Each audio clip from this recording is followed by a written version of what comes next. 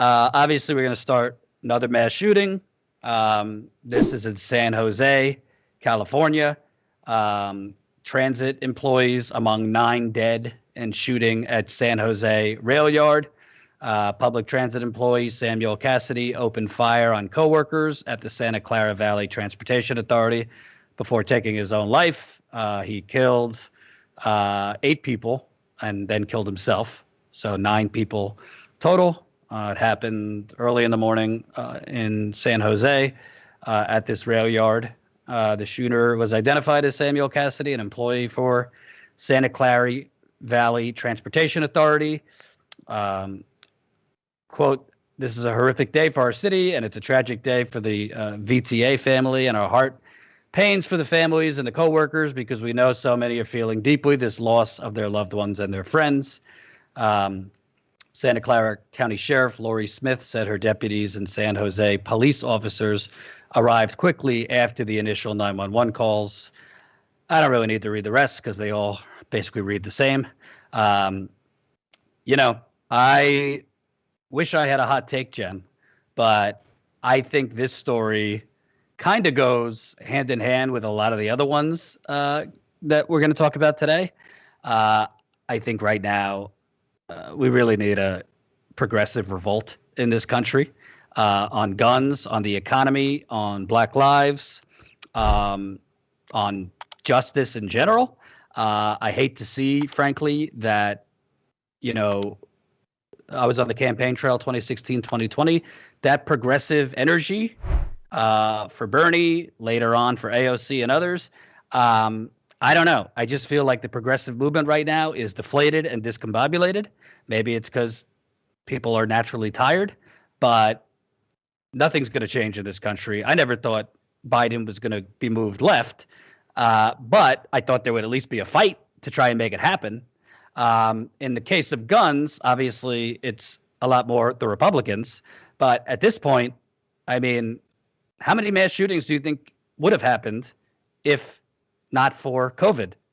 I mean, once COVID was, the cases were going down, all of a sudden the mass shootings started going up. It's just, I don't know any way to make it stop other than a massive protest movement, call it a general strike, but basically shutting down major parts of our economy for serious gun control, among other main topics. I really don't know any other way.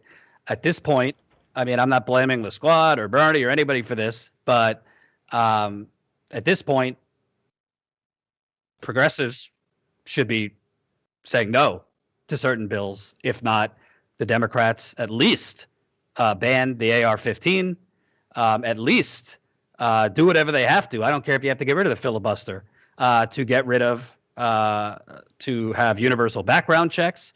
I don't know what gun this guy had. It didn't say in the story. I don't know what the issue was, but it's not just this shooting. It's all of them. It's all of them. I mean, I think I read a story that there were 12 mass shootings this weekend in America. So it's absolutely crazy to me. And it's also deflating because basically you have the corporate media framing Joe Biden as FDR, while he's, frankly, in terms of rhetorically what he said in the campaign, moving to the right. And progressives, you get a fight from Cori Bush on police matters. You get a fight from Rashida Tlaib when it comes to Israel and Palestine. You get a fight from AOC on ICE and things like that. But on these things, and again, they're for gun control. It's not their fault. But we don't have a unified progressive movement to fight for all of it. I'm talking gun control. I'm talking $15 minimum wage. Everybody's deflated. And the mass shootings are going to continue. Honestly, eight people were killed. I think CNN covered it for a few hours, and then they started turning to a story about Donald Trump. I'm sure they'll go back to it in prime time, but obviously it will be out of the news by tomorrow based on our corporate media. So it's heinous. And, whatever. This guy he killed his coworkers, so I'm sure he was a disgruntled coworker, whatever. But how did he kill so many people so quickly? Why did he have access to guns? It's just, Very disheartening, Jen.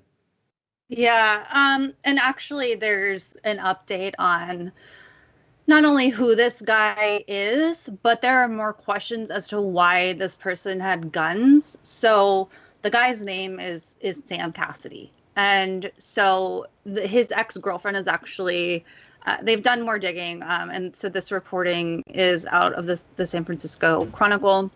But his girlfriend had filed court documents, and so he had, a restraining order against him earlier in the month.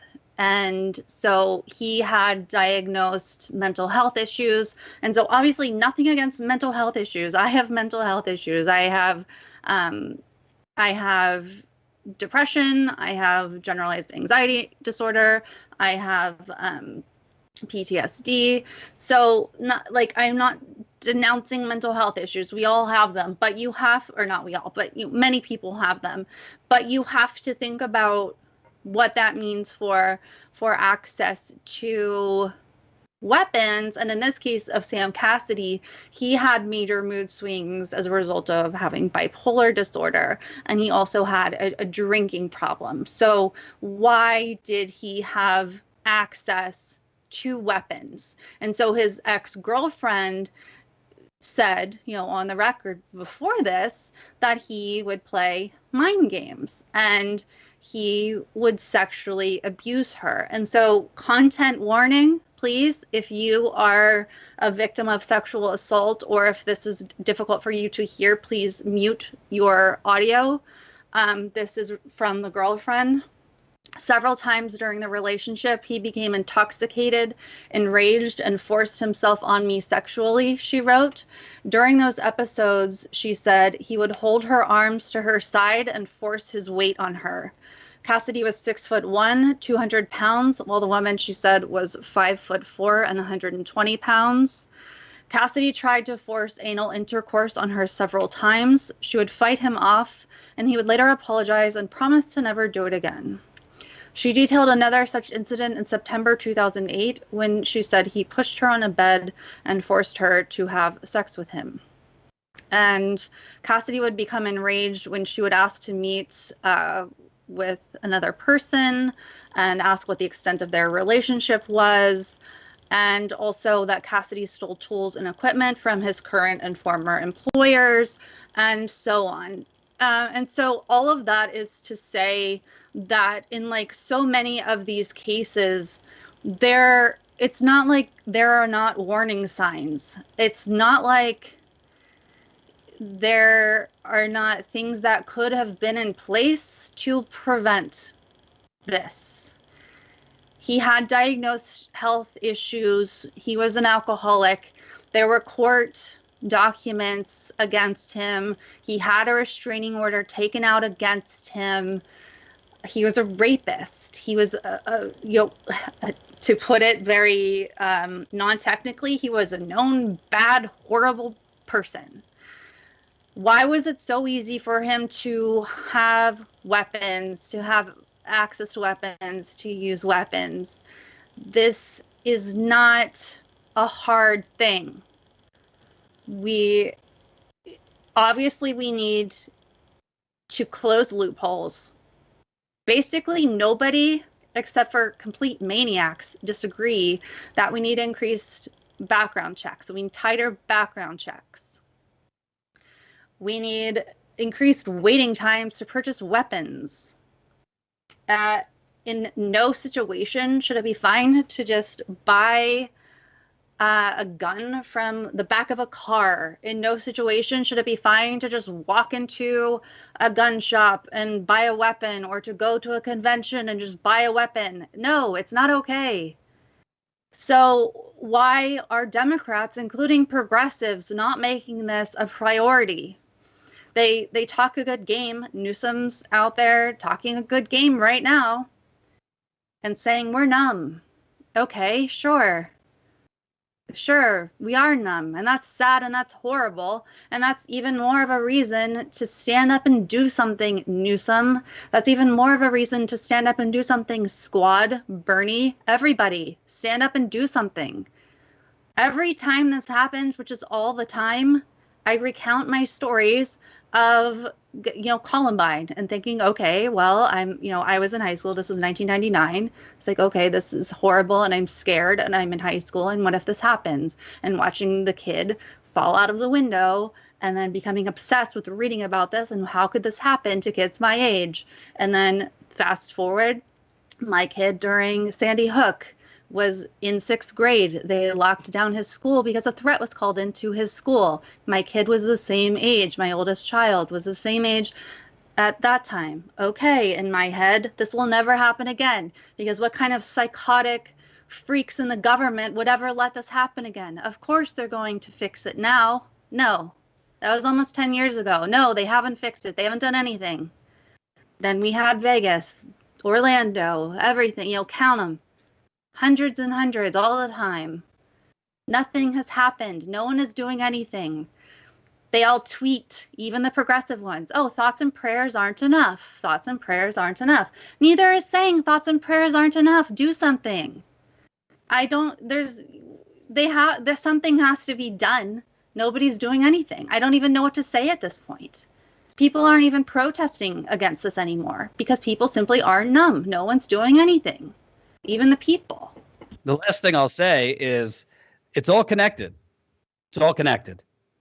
Our government has been bought. We live in the United Corporations of America, and our government has been bought. And by the way, Democrats don't typically get criticized on this issue because it's obviously Republican extremism. But I don't know.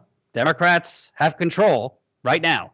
So if they viewed the fact that we're all sitting ducks, Biden and the Democrats viewed coronavirus very urgently, rightly so, because people were dying every single day. Well, you should treat the chance of people dying every single day with the same urgency. It's not different. The death count might be lower, but literally anybody in America has the chance to die at any time because we are awash in guns.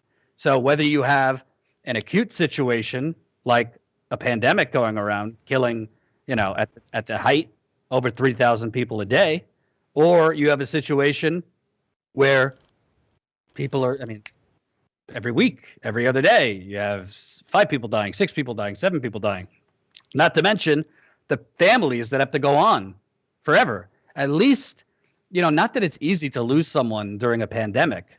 It's not easy to lose someone ever.